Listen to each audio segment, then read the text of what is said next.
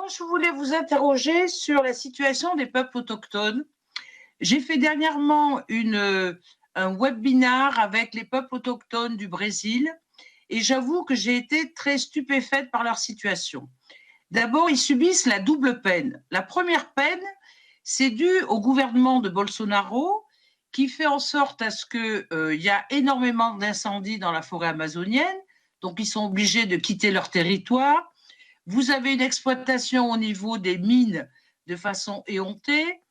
Vous avez une exploitation forestière qui fait qu'ils sont obligés de partir et en même temps, il y a des bandes armées qui tuent tous les défenseurs de l'environnement.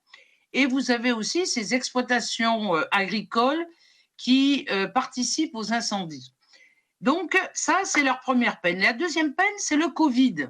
Parce qu'en fait, c'est une population qui est très fragile d'un point de vue respiratoire et qu'ils ne peuvent plus sortir de l'endroit où ils se situent.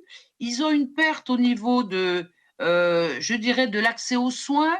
Ils sont en malnutrition et les ONG nous ont demandé de voir si on ne pouvait pas développer un fonds d'urgence destiné à protéger ces peuples autochtones de la menace de la pandémie du Covid.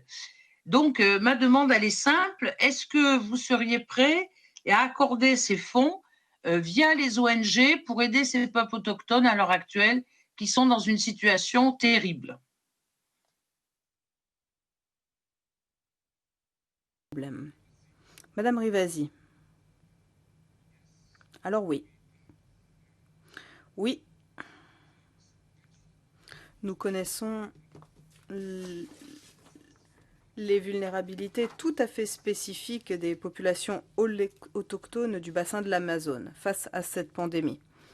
Nous sommes conscients de la situation. Et vous avez tout à fait raison. La situation avait déjà empiré avec les incendies de forêt, avec l'accaparement des terres.